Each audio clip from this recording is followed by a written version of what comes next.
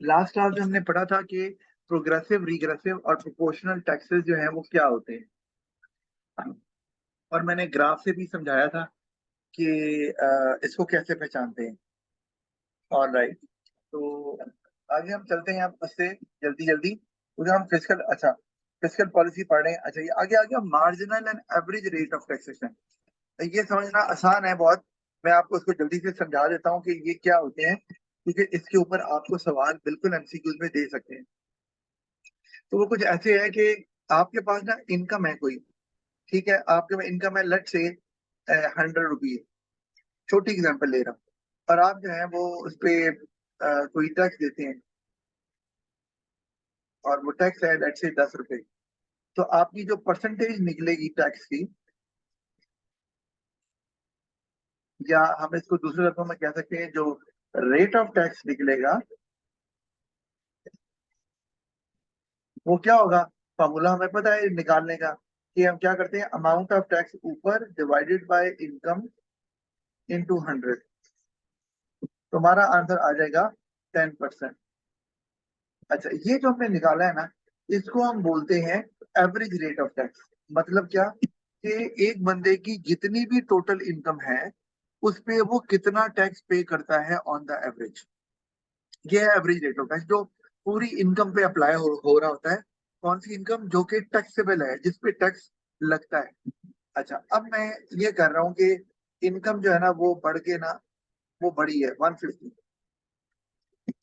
ठीक है जी। अच्छा, अब क्या हुआ, अब जो टैक्स वो पे कर रहा है ना, वो पे कर रहा है लेट से 15, ठीक है। अच्छा, अब अगर मैं एवरेज रेट ऑफ टैक्स निकालूं, तो वो तो ऐसे ही निकलेगा 15/150 इंटू 100, ठीक है। अच्छा, मैं इसको थोड़ा चेंज कर देता हूँ, ताकि वही अमाउंट ना है, वो वही आंसर ना है। मैं कहता हूँ ये 20। तो अब मैंने वही फॉर्मूला लगाऊंगा, 20 ओवर, अब टैक्स जो इनकम है वो 150 हो गई है, इंटू 100। तो आंसर हमारा क्या आ जाएगा, वो बताएगा कि आंसर क्या आएगा। ये आ जाएगा कोई 13.33% के करीब।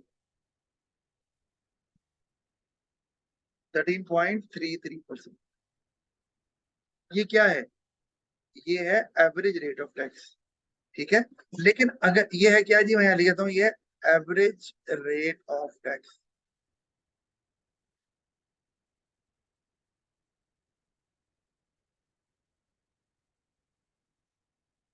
जो कि आपकी टोटल इनकम जो भी होती है, मतलब चेंज होने के बाद, चेंज से पहले जो भी है, उस पूरी इनकम पे कितना टैक्स दे रहे हैं उसको परसेंटेज में देख लेते हैं, तो हमारे पास आ जाता है।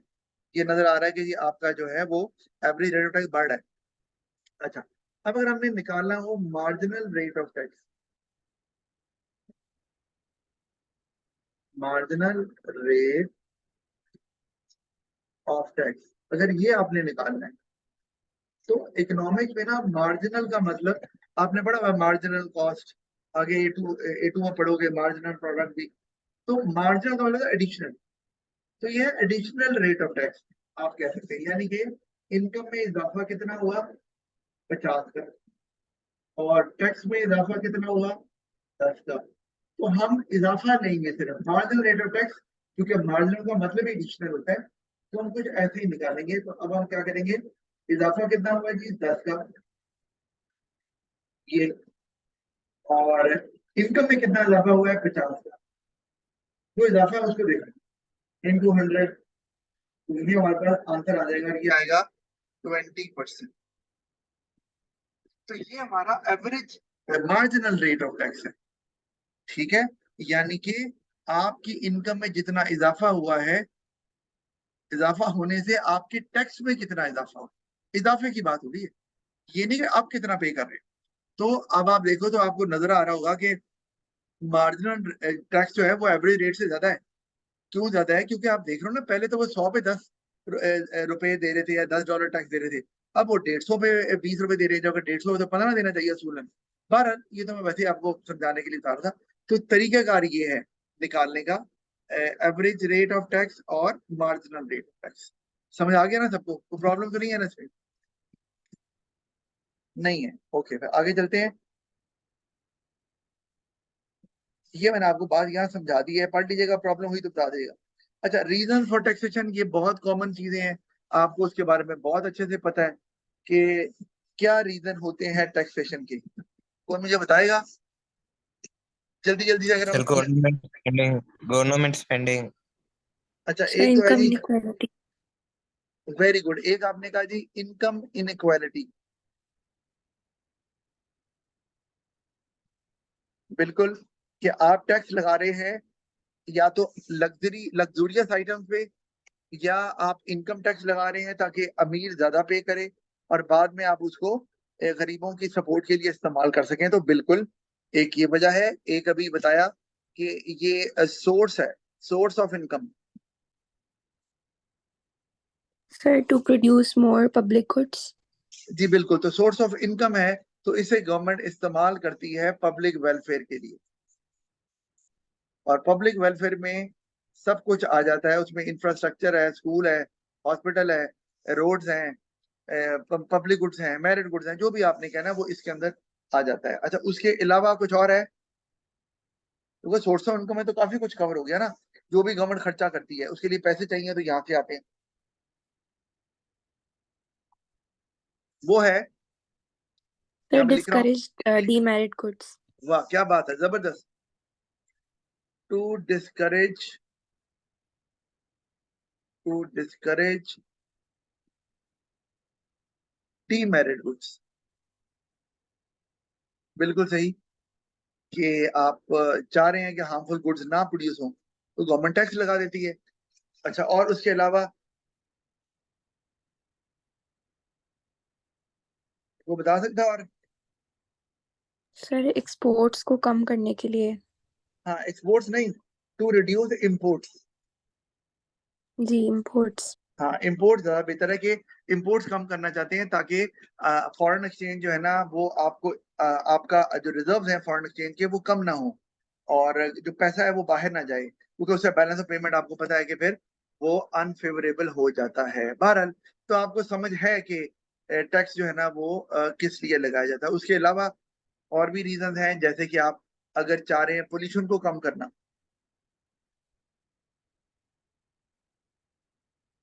तो तब भी आप ऐसी फैक्ट्रीज पे टैक्स लगा देंगे ताकि वो प्रोडक्शन कम करें।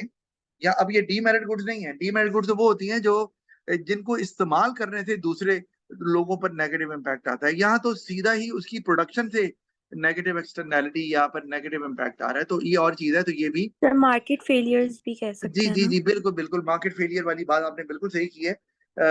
ये उसी में ही आ रहा है, डीमेरिट भी उसी में आएंगे, पोल्यूशन भी उसी में आता है। लेकिन मार्केट फेलियर का टॉपिक जो है ना ये A2 में चला गया है, पहले ये AS में हुआ करता था।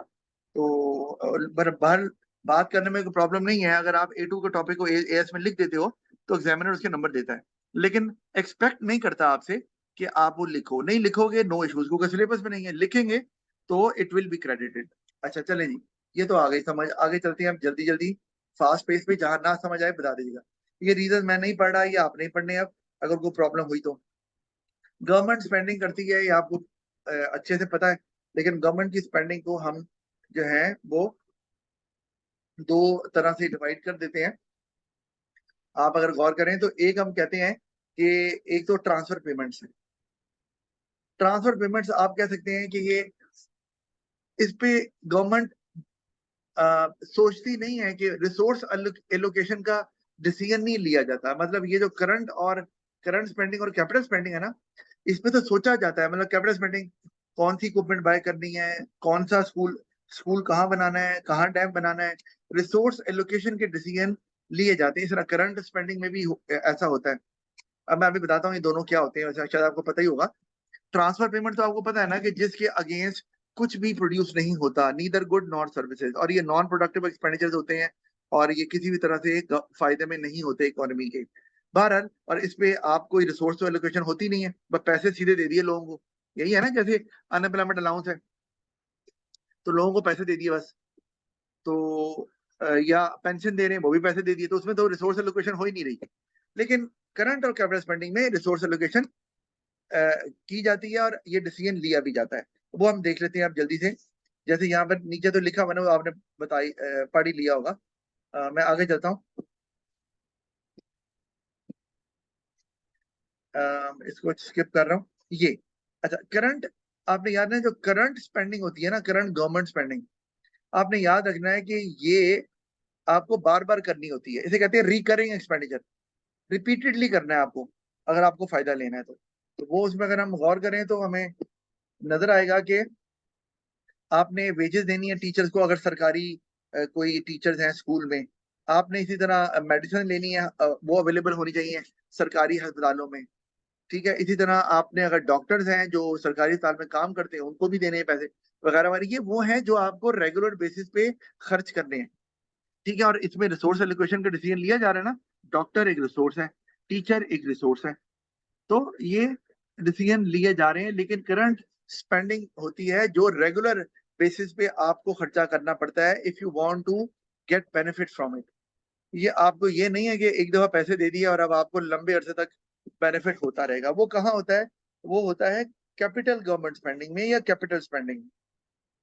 कि अगर आपने अब खर्च करने थे ना, अब हम बात करें स्कूल पे खर्च किया, हॉस्पिटल पे खर्च किया, ठीक है, आपने इंफ्रास्ट्रक्चर पे खर्च कर दिया, आपने डैम पे खर्च कर दिया, ये वो खर्चे हैं जो आपने कर दिए। तो now benefit can be obtain for a very long time. तो ये वन टाइम एक्सपेंडिचर होता है और बेनिफिट जो है ना वो can be obtain multiple times, numerous times, for a long time period. तो ये कैपिटल स्पेंडिंग और गवर्नमेंट स्पेंडिंग में ये फर्क है। अच्छा, अगर मैं इस तरह कहूँ कि गवर्नमेंट जो है वो, और एक और बात, जो कैपिटल स्पेंडिंग होती है ना, ये गवर्नमेंट की प्रोडक्शन कैपेसिटी को बढ़ाता है। याद रखना है, गवर्नमेंट की प्रोडक्शन कैपेसिटी को बढ़ाता है या इकोनॉमी की प्रोडक्शन कैपेसिटी को बढ़ाता है, आप ऐसे कह लो। करंट गवर्नमेंट स्पेंडिंग ऐसे नहीं करती। कैसे बना?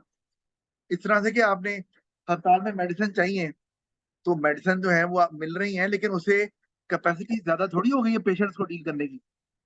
ठीक है, क्यों? क्योंकि अस्पताल उतना है, उतना ही है, बेड उतने ही है, कमरे उतने ही है, तो आप ज्यादा पेशेंट को, डॉक्टर उतने ही है, तो आप डील नहीं कर सकते। डॉक्टर ज्यादा भी हो तब भी नहीं कर सकते। अच्छा, तो ये आपकी कैपेसिटी को नहीं बढ़ा रहा, प्रोडक्शन कैपेसिटी को। तो लेकिन अगर आप ज्यादा हॉस्पिटल खोल लेते हैं, ज्यादा स्कूल्स हैं, आप कोई पावर जनरेशन का प्रोजेक्ट शुरू कर देती है, तो बिजली की सप्लाई अब ज्यादा हो गई है, गवर्नमेंट अब ज्यादा पावर जनरेशन कर सकती है, तो ये प्रोडक्टिव कैपेसिटी को, इकोनॉमी की बढ़ा रहा है। ठीक है, तो ये वो तमाम खर्चे गवर्नमेंट के जिससे इकोनॉमी की प्रोडक्शन कैपेसिटी बढ़ती है, वो कैपिटल गवर्नमेंट स्पेंडिंग में आ जाता है। अच्छा, इस तरह मैं ये कहूँ, गवर्नमेंट किसी आप कह लो कि अक्सर और कॉम्प्लिकेटेड नहीं करता, तो और वो उसका फायदा लंबे अरसे तक होता है। करंट गवर्नमेंट स्पेंडिंग का ऐसे नहीं होता। अच्छा, एक मैंने आपको बात बताई अभी कि ये ना दो और टर्म्स हैं चूंकि एमसीक्यू में आ सकती है, एग्जॉस्टिव और नॉन एग्जॉस्टिव। अब हमें याद है जो एग्जॉस्टिव गवर्नमेंट स्पेंडिंग है ना, ये होती है जिसमें मैंने आपको बताया कि रिसोर्सेज को कहाँ इस्तेमाल करना है, कैसे इस्तेमाल करना है, उसको देखा जाता है। नॉन एग्जॉस्टिव में जैसे पेंशन दे रहे हैं, ट्रांसफर पेमेंट दे रहे हैं, उसमें ऐसा कोई डिसीजन नहीं होता कि रिसोर्सेज कहाँ इस्तेमाल करने हैं। भैया अनएम्प्लॉयड है तो उनको देना ही है, पेंशन है, रिटायर रिटायर को बंदा है तो उसको देना ही है। ठीक है, लेकिन रोड कहाँ बनानी है, स्कूल कहाँ बनाना है, हॉस्पिटल कहाँ बनाना है, ये आपको डिसाइड करना है कि रिसोर्सेज कहाँ कहाँ एलोकेट करने हैं। यहाँ तो रिसोर्सेज कोई एलोकेट नहीं किए जा रहे क्योंकि सिर्फ पैसे दे रहे हैं ना आप तो। वो लोग जो अनएम्प्लॉयड हैं, वो लोग जो रिटायर्ड हैं, तो पैसा तो रिसोर्स होता ही नहीं है इकोनॉमिक्स में, आपको अच्छे से पता है। ठीक है, तो ये इस लिहाज से आपने इसको याद जरूर रखना है। अच्छा, गवर्नमेंट जो है ना वो क्यों स्पेंड करती है, बहरहाल ये मैं नहीं बता रहा, ये आपको अच्छे से पता है, हमने बात भी कर ली है इसके ऊपर, तो मजीद बात करने की हमें जरूरत इसमें नहीं है। मतलब गवर्नमेंट कैपिटल स्पेंडिंग भी करती है और गवर्नमेंट करंट स्पेंडिंग भी करती है। तला क्या करी जा रहे हो, क्या लाइनें लगाई जा रहे हो? अच्छा, तो एक गलती से माइक की वैसे लग जाती है। अच्छा, आगे ना एक्सपेंशनरी और कॉन्ट्रैक्शनरी फिजिकल पॉलिसी ये मैं बता चुका हूँ, तो इसके बारे में मैं बिल्कुल बात नहीं करने वाला, क्योंकि ये हमने पहले लेसन में यही पढ़ा था। अच्छा, एक बात कि एक्सपेंशनरी फिजिकल पॉलिसी को आप इन्फ्लेशनरी फिजिकल पॉलिसी भी बोल सकते हैं, और कॉन्ट्रैक्शनरी फिजिकल पॉलिसी को आप डिफ्लेशनरी या डिस्क्रेशनरी फिस्कल पॉलिसी भी बोल सकते हैं। ये पढ़ा हुआ है। अच्छा, ऑटोमेटिक स्टेबलाइजर, इस पे बात कर लें हम थोड़ी सी कि ये क्या होते हैं कि इसमें गवर्नमेंट इंटेंशनली कुछ करती नहीं है, लेकिन एग्रीगेट डिमांड फिर भी इन्फ्लुएंस हो जाती है। ऑटोमेटिक स्टेबलाइजर का मतलब है कि ऑटोमेटिकली इम्पैक्ट आ जाता है एग्रीगेट डिमांड के ऊपर, ठीक है, जबकि गवर्नमेंट जो है इंटेंशनली इसको प्लान नहीं करती। अच्छा, अब वो कैसे, जैसे कि अगर रिसेशन आ जाए किसी मुल्क में तो ऑटोमेटिकली, अब गवर्नमेंट प्लान नहीं कर रही, ऑटोमेटिकली अनएम्प्लॉयड लोग ज्यादा हो जाएंगे। जब अनएम्प्लॉयड लोग ज्यादा होंगे तो लोग अनएम्प्लॉयमेंट अलाउंस ज्यादा देगी, ऑफ कोर्स, ठीक है। और दूसरी तरफ ये है कि जब लोग अनएम्प्लॉयड ज्यादा होंगे तो टैक्सेस कम आएंगे, क्योंकि इनकम नहीं कमाई जा रही, फर्म्स प्रोड्यूस नहीं कर रही क्योंकि रिसेशन है, तो चीजें भी नहीं खरीदी जा रही, तो इनडायरेक्ट टैक्स रेवेन्यू भी नहीं आ रहा, तो रेवेन्यू ऑटोमेटिकली कम हो जाएगा और स्पेंडिंग जो है वो आपकी ज्यादा हो जाएगी। अब ये सर मुझे ऑटोमेटिक, दोबारा एक्सप्लेन कर दें, मुझे समझ नहीं आई ऑटोमेटिक स्टेबलाइजर। आपको बता रहा हूँ कि ऑटोमेटिक स्टेबलाइजर्स ये मैकेनिज्म है जिसमें गवर्नमेंट इंटेंशनली एग्रीगेट डिमांड को इन्फ्लुएंस करने की कोशिश नहीं करती। मतलब एक है ना, टैक्सेस बढ़ा दो, कम कर दो, जो हमने फिस्कल पॉलिसीज में पढ़ा है कि अब डिमांड जान को के नहीं बढ़ाने, ऊपर नीचे करती वो, जान के नहीं ऊपर नीचे करती है, हाँ आप वो ये खुद कह ही रहे हैं हो ना? जाती है, खुद ही हो जाती है। जैसे मैं बताया अभी कि अगर मुल्क में रिसेशन आ जाए तो ऑटोमेटिकली गवर्नमेंट की स्पेंडिंग जो है ना वो अनएम्प्लॉयमेंट अलाउंस पे ज्यादा हो जाएगी, गवर्नमेंट की स्पेंडिंग ज्यादा हो जाएगी ना, क्योंकि अब गवर्नमेंट का रेवेन्यू कम हो जाएगा, क्योंकि रेवेन्यू आ नहीं रहा होगा, क्योंकि लोग अनएम्प्लॉयड हैं, फैक्ट्रीज बंद हैं, लोग चीजें बाय नहीं कर रहे, तो टैक्सेस तो आ नहीं रही, तो रेवेन्यू ऑटोमेटिकली कम हो गया, गवर्नमेंट ने कम नहीं किया, और स्पेंडिंग ऑटोमेटिकली ज्यादा हो जाएगी, क्योंकि गवर्नमेंट को अब क्या करना है कि अनएम्प्लॉयड लोगों को सपोर्ट करना है। सारी बात है, ज्यादा लोग अब अनएम्प्लॉयड हैं, तो ये ऑटोमेटिकली जो है वो रेवेन्यू आपका कम हो जाएगा और स्पेंडिंग आपकी ज्यादा हो जाएगी। तो आप क्योंकि एग्रीगेट डिमांड पे इम्पैक्ट ऑटोमेटिकली आ जाएगा। अच्छा, अब ये देखो, इसको डायग्राम से भी दिखाया हुआ है, जरा गौर करो। ये एक डायग्राम है, ये रेड वाली लाइन गवर्नमेंट स्पेंडिंग को शो कर रही है, ग्रीन वाली टैक्स को शो कर रही है। तो अब अगर आप गौर करो तो आ, ये जो हमने इनकम एक लेवल लिया हुआ है, ये वाई वाला, ठीक है। अब यहां पर क्या हो रहा है, यहां पर तो है ना कि taxes is equal to government spending, यानी कि जिसे बैलेंस बजट बोलते हैं। अच्छा, अगर आप, हम पहले देखें जो इनकम लेवल वाई है, ठीक है। अब आप गौर करो, ये आप कहें सर ये गवर्नमेंट स्पेंडिंग का कर्व डाउनवर्ड स्लोपिंग क्यों है और टैक्स रेवेन्यू का कर्व अपवर्ड स्लोपिंग क्यों है, कोई बता सकता है? हमने वाई एक्सिस पे गवर्नमेंट स्पेंडिंग और टैक्सेस लिए हैं और एक्स एक्सिस पे रियल जीडीपी लिए, तो बताओ ये गवर्नमेंट स्पेंडिंग का जो कर्व बनाया ये डाउनवर्ड स्लोपिंग क्यों है और टैक्स रेवेन्यू का कर्व अपवर्ड स्लोपिंग क्यों है, जरा बताओ ना। फिर दोबारा पूछेंगे, दोबारा पूछेंगे।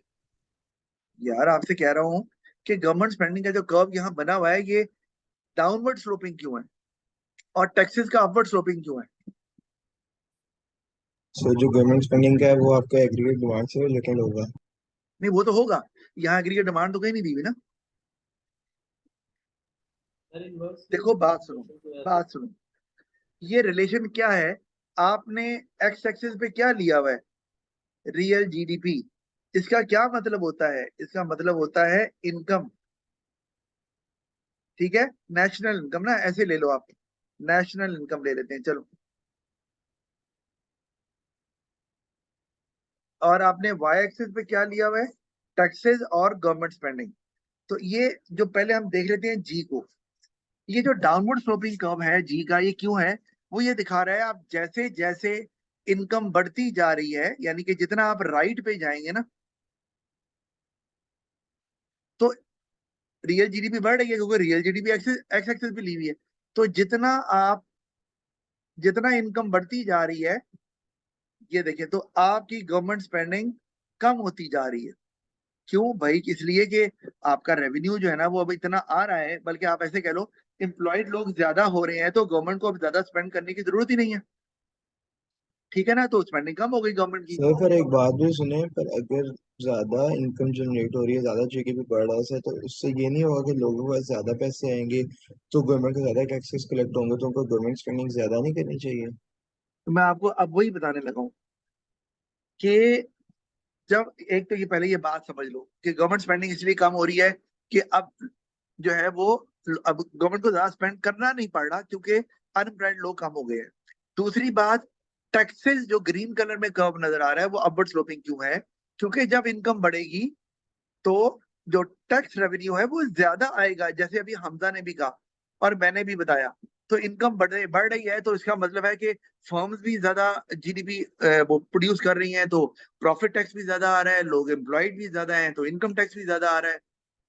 फिर चीजें खरीदी भी जा रही हैं तो वहां से भी इंटरनेट टैक्स भी आ रहा है, तो रेवेन्यू बढ़ता जा रहा है। ठीक है, तो आप गौर करो कि पहले क्या था। अगर ये वाला हिस्सा मैं लूं, कौन से वाला, ये हिस्सा है जहां पर गवर्नमेंट स्पेंडिंग टैक्सेस से ज्यादा है।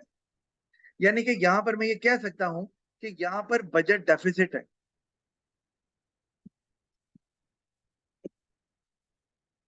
क्योंकि आपकी इनकम लेवल उतनी नहीं है। अच्छा, अब जैसे जैसे इनकम बढ़ती है गवर्नमेंट स्पेंडिंग कम होती जाती है, रेवेन्यू बढ़ता जाता है, और आप कहाँ आ जाते हैं? आप आ जाते हैं इधर। तो ये क्या है? ये है जी बैलेंस बजट। अच्छा ना, एक सर बात, बैलेंस तो नहीं है, आप जो अभी भी गवर्नमेंट स्पेंडिंग से नीचे नहीं होंगे। कहां पर? इस पॉइंट पे कह रहा हूँ, ये वाला पॉइंट, जी जी। वाई, जी जिसको हाँ जी सर, Y1, यहाँ तो इक्विलिब्रियम बन रहा है ना। हाँ, यही उदाहरण यहाँ बराबर हो गया, इसको बोलते हैं बैलेंस बजट। अब आपने याद रखना है, ये बैलेंस बजट को ना कई बच्चे ये करते हैं, एग्जामिनर भी कहता है इसको ना, समझ लेते हैं चूंकि डेफिसिट है तो शायद बैलेंस ऑफ पेमेंट डेफिसिट है। गलत। वो बैलेंस ऑफ पेमेंट का ताल्लुक है इंपोर्ट एक्सपोर्ट से है। बजट बजट डेफिसिट का ताल्लुक है गवर्नमेंट की स्पेंडिंग और रेवेन्यू से। तो ये दोनों डिफरेंट चीजें हैं। तो अक्सर बच्चे इन दोनों को एक जैसा समझ लेते हैं। अच्छा, उसके बाद गवर्नमेंट स्पेंडिंग और बढ़ती है, तो अब आपको क्या नजर आ रहा है कि अगर मैं यहाँ ले लूं इनकम, मैं आपको दिखाता हूँ किसी और कलर में।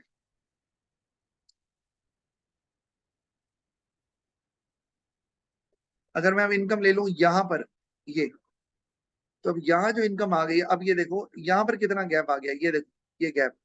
अब रेवेन्यू ज्यादा हो गया स्पेंडिंग से, तो ये क्या हो गया? ये हो गया बजट सरप्लस।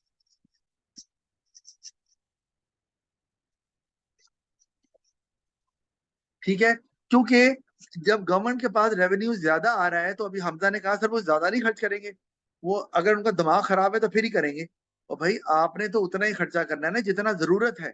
तो अगर रेवेन्यू जरूरत से ज्यादा आ रहा है और गवर्नमेंट का खर्चा कम क्यों हो रहा है? क्योंकि गवर्नमेंट को खर्चा करना पड़ नहीं रहा। जैसे मैंने कहा अनएम्प्लॉयमेंट अब रही नहीं है तो गवर्नमेंट को खर्चा करने की जरूरत नहीं है, तो इसलिए, और रेवेन्यू ज्यादा होता जा रहा है। तो ये डायग्राम में ये बताया गया है, तीनों चीजें, बजट डेफिसिट, बैलेंस बजट और आपका बजट सरप्लस। तो अब ये ऑटोमेटिकली शिफ्टिंग हो रही है, इसमें हमें नजर आ रहा है। तो जब, अब मुझे बताओ कि जब जीडीपी बढ़ेगा, इनकम बढ़ती जा रही है, तो गवर्नमेंट ने तो कोई डिसीजन नहीं लिया, ये ऑटोमेटिक स्टेबलाइजर नहीं है। गौर करो, क्या गवर्नमेंट ने कोई टैक्सेस बढ़ाए, कम किए? नहीं। लेकिन गवर्नमेंट की स्पेंडिंग ऑटोमेटिकली कम हो गई और टैक्स रेवेन्यू ज्यादा हो गया। इसका क्या मतलब है? कि एग्रीगेट डिमांड जो है, अगर यहाँ पर इम्पैक्ट आ रहा है ना उसके ऊपर ऑटोमेटिकली, क्योंकि अगर गवर्नमेंट स्पेंडिंग कम होती जा रही है तो उसका मतलब है कि एग्रीगेट डिमांड तो यहाँ कम हो जाएगी, क्योंकि जी एग्रीगेट डिमांड का ही पार्ट है, सीधी सी बात है।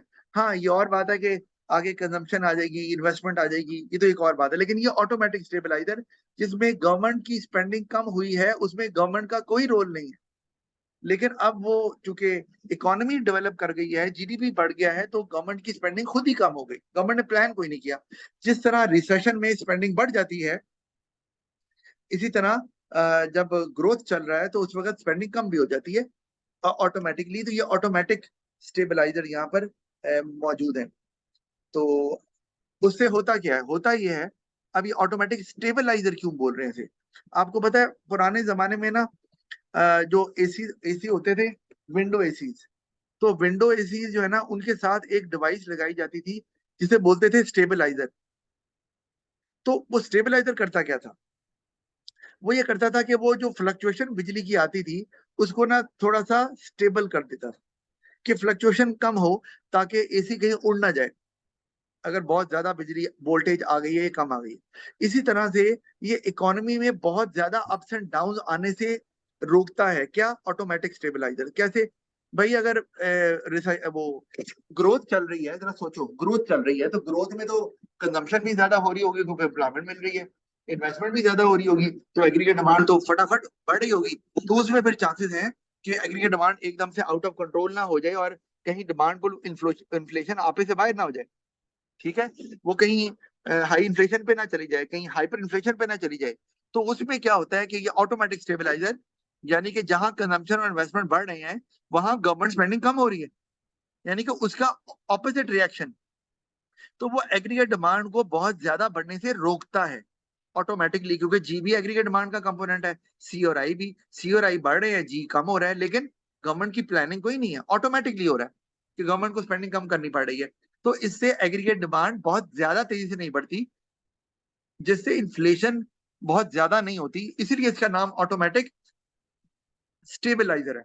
अच्छा, इसी तरह अगर रिसेशन आया हो, तो रिसेशन में आपको पता है कंजम्पशन भी कम और इन्वेस्टमेंट भी कम, ठीक है ना, पता है आपको अच्छे से। तो जी। उसमें एग्रीगेट, लेकिन गवर्नमेंट स्पेंडिंग बढ़ी होती है, लेकिन वो एक फैक्टर सबको नहीं इतनी जल्दी से क्या कहते हैं उसको नहीं कर सकता, हाँ, एग्रीगेट डिमांड को बढ़ा नहीं सकता। बढ़ा नहीं स्लो सकता, जरूर कर लेकिन देता है, लेकिन बड़ा हाँ, वेरी स्लो गुड कर सलाह। देता है। वो हाँ, एग्रीगेट डिमांड गिरती जरूर है, लेकिन उतनी नहीं गिरती जितनी गिरनी चाहिए। तो बहुत ज्यादा रिसेशन नहीं होती, और गवर्नमेंट मीन वाइल कोई प्लान कर सकती है कि मैंने क्या करना है जिससे वापस जो है वो इकोनॉमी रिवाइव कर जाए। लेकिन तो वो ये भी ऑटोमेटिक स्टेबलाइजर है कि एग्रीगेट डिमांड को ज्यादा गिरने से रोका जाता है। जहां सी और आई गिर रही हैं तो वहां जी जी बढ़ना शुरू हो जाती है ऑटोमेटिकली। अच्छा, तो ये आपको समझ आती है। अच्छा, अब ये है कि आगे चलते हैं। तो ये सर ऑटोमेटिक, आप भी सर विंडो एसी के जमाने के हैं? हाँ, ये आज से ना मेरे जमाना का है तो वही 100-150 साल पुरानी बात है ये असल में, जब मैं आप जितना होता था। अच्छा, आगे अब देखें। हाँ जी, अच्छा, ये मैं नहीं पढ़ रहा। Impact of expansionary and contractionary fiscal policy, इसमें जो खास बात है ना जो आपको पढ़नी है वो ये है, आपको ये पता है कि एक्सपेंशनरी और कॉन्ट्रैक्शनरी फिस्कल पॉलिसी से होता क्या है। एक्सपेंशनरी फिस्कल पॉलिसी से आप, जी सर, बताया हुआ आपने। हाँ जी, आप अचीव करते हैं हाई एम्प्लॉयमेंट, आप अचीव करते हैं इकोनॉमिक ग्रोथ, आप अचीव करते हैं इम्प्रूव बैलेंस ऑफ पेमेंट, और कॉन्ट्रैक्शन से आप अचीव करते हैं लो इन्फ्लेशन। लेकिन कभी कभार ये अपना इम्पैक्ट या अपने ऑब्जेक्टिव को अचीव नहीं भी कर पाते, ये भी बात का होता है। जैसे आपने ना कॉन्ट्रैक्शनरी फिस्कल पॉलिसी इस्तेमाल की, आपने टैक्सेस कम किए, ठीक है, लेकिन लोगों को लगा कि आगे अनसर्टेनिटी बढ़ रही है, आगे ना मामला बड़े खराब हो रहे हैं, जॉब्स चली जानी है। तो टैक्सेस कम करने के बावजूद भी लोग अपनी स्पेंडिंग को नहीं बढ़ाते, ठीक है, इन्वेस्टर इन्वेस्ट नहीं करते क्योंकि आगे उन्हें अनसर्टेनिटी नजर आ रही है। तो अब यहाँ पर एक्सपेंशनरी फिस्कल पॉलिसी फेल हो जाएगी, इकोनॉमिक ग्रोथ नहीं होगी, एम्प्लॉयमेंट नहीं बढ़ेगी, जीडीपी नहीं बढ़ेगी। तो ये मुमकिन है, ऐसा हो सकता है। इसी तरह से ऑपोजिट भी हो सकता है कि अगर आप जो है वो कॉन्ट्रैक्शनरी पॉलिसी इस्तेमाल कर रहे हैं, आप रोकना चाह रहे हैं कि डिमांड जो है वो ना बढ़े, लेकिन वो फिर भी बढ़ जाती है। ऐसा कब होता है कि आप, क्योंकि नॉर्मली जो है वो आप कॉन्ट्रैक्शन लगाते हैं जब एक मिनट, ये ना कलर मैंने ऐसे चूज कर लिया, सॉरी, एक मिनट। अच्छा, तो इसी तरह, तो ये बार, तो इसी तरह आपने कॉन्ट्रैक्शनरी फिस्कल पॉलिसी की बात करें जहां पे गवर्नमेंट एग्रीगेट डिमांड को कम करना चाह रही होती है ताकि लो इन्फ्लेशन अचीव हो, तो बाद का गवर्नमेंट वो भी अचीव नहीं कर पाती है यहाँ पर। जी, सर अभी जो आप बता रहे थे कि जब एक्सपेंशनरी करना चाहते हैं तो लोग अपनी डिमांड तब भी कम कर लेते हैं क्योंकि उन्हें लगता है कि फ्यूचर में उन्हें पैसों की जरूरत है, इन्फ्लेशन होगी। हाँ, तो इस सेंस में भी तो हो सकता है कि वो कहेंगे फ्यूचर में इन्फ्लेशन बढ़ सकती है तो हाँ अभी जी, पैसे ज्यादा खर्च कर लेते हैं, सिर्फ डिफ्लेशन में नहीं होता कि उसको अपोजिट की जब पता है फ्यूचर में कीमतें गिरेगी तो अभी खर्च कर लेते हैं। इन्फ्लेशन में भी इस सेंस में हो सकता है कि आगे कीमतें बढ़ेंगी तो अभी खर्च कर लेते हैं। या बिल्कुल सही कह रहे हो, जबरदस्त, बिल्कुल हो सकता है ये कि वो गवर्नमेंट ने कॉन्ट्रैक्शनरी फिस्कल पॉलिसी लगा दी, टैक्सेस बढ़ा दिए, गवर्नमेंट चाहती है लोग कम खर्च करें, लेकिन लोगों को नजर आ रहा है कि भाई ये आगे जो है ना वो मामला खराब होने वाले हैं, चीजें नहीं मिलनी। अगर चीजें नहीं मिलनी तो फिर लोग अभी खरीद लेंगे, महंगी भी है तो ले लेंगे क्योंकि उन्हें पता है आगे नहीं मिलनी नहीं। तो बिल्कुल आप सही कह रहे हो, तो कॉन्ट्रैक्शनरी फिस्कल पॉलिसी काम नहीं करेगी। अच्छा, एक और भी रीजन है, वो ये कि अगर आप टैक्सेस ज्यादा लगाते हैं तो जो वर्कर्स हैं वो कहते हैं यार हमारी तो डिस्पोजेबल इनकम कम हो गई है, यानी कि जो टैक्सेस कटने के बाद आती है, वो कहते हैं हमारी वेजेस बढ़ाओ। फर्म्स अगर वेजेस बढ़ाती हैं तो उससे कॉस्ट पुश इन्फ्लेशन के चांसेस हैं। इसका मतलब है कॉन्ट्रैक्शनरी फिस्कल पॉलिसी लगाने के बावजूद भी आप अगर डिमांड को कम भी कर रहे हैं तो इन्फ्लेशन नहीं कम हो रही। क्यों? क्योंकि वो डिमांड पुल इन्फ्लेशन डिस्करेज कर रही है लोगों को काम करने से भी।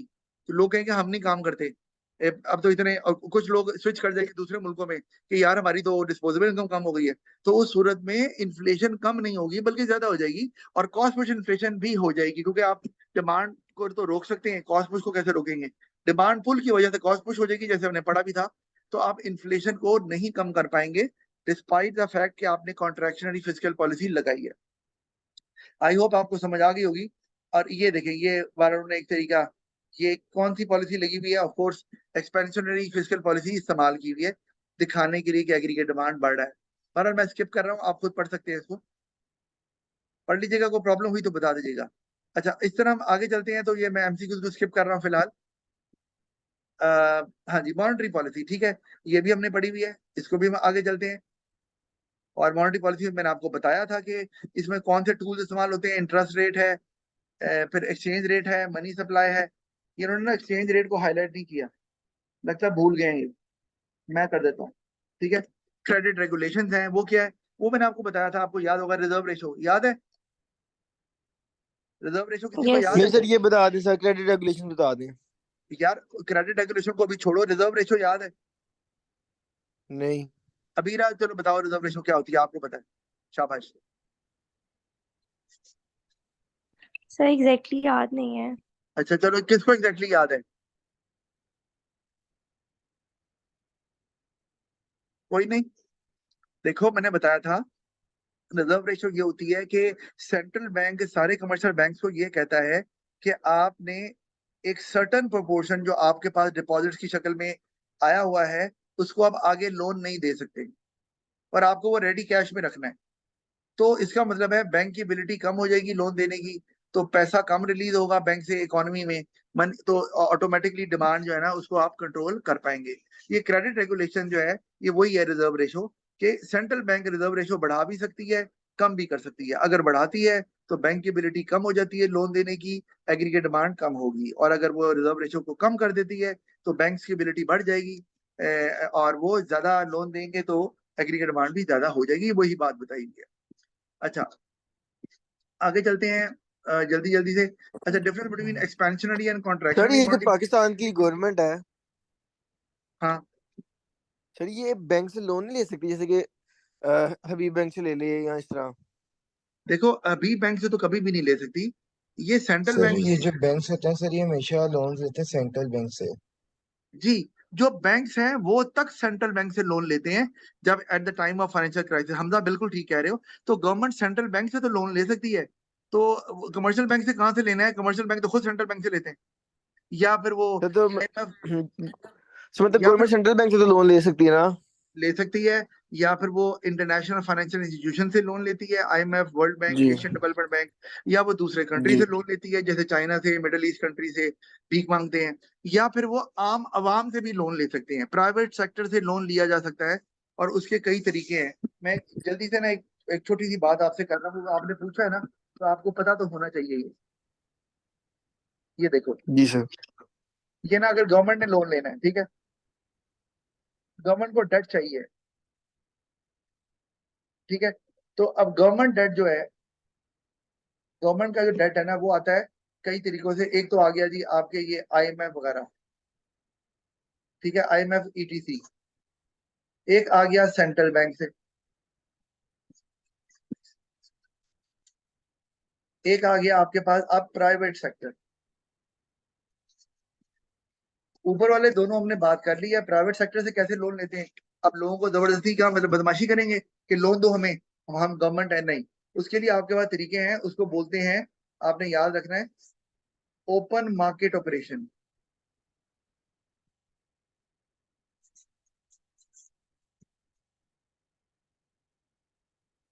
ये क्या होता है कि आम आवाम, ओपन मार्केट नाम से नजर आ रहा है, आम आवाम भी इसमें अपना वो पार्टिसिपेट कर सकती है, और उसमें फिर गवर्नमेंट क्या करती है, गवर्नमेंट ना अपनी सिक्योरिटीज इशू करती है, और उसको कहते हैं गवर्नमेंट बॉन्ड्स। जिस तरह शेयर्स होते हैं ना, लोग शेयर्स खरीदते हैं और ओनर जी बन जाते हैं, और उसमें प्रॉफिट लेते हैं, या डिबेंचर जब लेते हैं कंपनीज के, तो उसके वो क्रेडिटर बन जाते हैं, और वो शो करता है डिबेंचर के लोगों ने कर्जा लिया हुआ है, कर्जा दिया हुआ है कंपनी को, और कंपनी उनको इंटरेस्ट रेट पे करती है। इसी तरह गवर्नमेंट भी बॉन्ड सेल करती है थ्रू ओपन मार्केट ऑपरेशन। जो लोग खरीदते हैं बॉन्ड वो ओनर तो नहीं बन सकते, सारी पता पब्लिक सेक्टर का ओनर तो प्राइवेट बंदा नहीं बन सकता, वो बन जाते हैं क्रेडिटर गवर्नमेंट के, और गवर्नमेंट उनको जब तक पैसे वापस नहीं करती गवर्नमेंट उनको इंटरेस्ट पे करती रहती है। सबसे सेफ तरीका है, लोगों को पता है यार गवर्नमेंट है तो गवर्नमेंट ने कहाँ भाग के जाना है। अब उसके बहुत से तरीके हैं हमारे पास, दो तरीके हैं। एक है जी हम बोलते हैं ट्रेजरी बिल्स, जी ट्रेजरी बिल्स ट्रेजरी ये गवर्नमेंट बेचती है और ये शॉर्ट टर्म होते हैं, कोई 6 माह 7 माह साल से कम के, आपने दिया फिर वापस ले भी लिए। और एक होता है जी गिल्ट एज्ड सिक्योरिटीज। नाम अजीब सा जरूर है लेकिन ये होता है लॉन्ग टर्म, आपने लोन लिया 10 साल के लिए ले लिया गवर्नमेंट से, और आप जो है ना वो अपना सिक्योरिटीज आपने रखी हुई है। आप चाहें तो बेच भी सकते हैं ना, मतलब कोई बंदे ने सिक्योरिटी ले ली है, वो कह रहा है 5 साल बाद भाई मैंने बेचनी है, तो मार्केट में जाकर बेच दे, ठीक है, तो पैसे मिल सकते हैं उसे। और जब तक गवर्नमेंट वापस नहीं करेगी गवर्नमेंट इंटरेस्ट पे करती रहती है। तो ये एक तरीका है, गवर्नमेंट प्राइवेट सेक्टर से भी इस तरह से लोन ले सकती है। ठीक हो गया जी। अच्छा अब आगे चलते हैं। अच्छा ये अब डिफरेंस बिटवीन एक्सपेंशनरी और contractionary fiscal policy, monetary policy, sorry ये हम पढ़ चुके हैं, मैं इसमें बिल्कुल बात नहीं करूंगा, इसको हम स्किप कर देंगे। और उसके बाद ना impact of expansionary and contractionary monetary policy, ये आपको अच्छे से पता है कि इनका इम्पैक्ट क्या होता है मॉनेटरी पॉलिसी का। जी सर बताएं। हाँ ये भी मैं आपको नहीं पढ़ा रहा, ये आपने खुद पढ़ लेना है, कोई प्रॉब्लम हुई तो मुझे बता दीजिएगा। अच्छा इसमें भी ये जी बताया सर जा रहा है, अच्छा सर कि क्लास रिस्टार्ट कर लें। क्लास, अच्छा ओके ऑल राइट।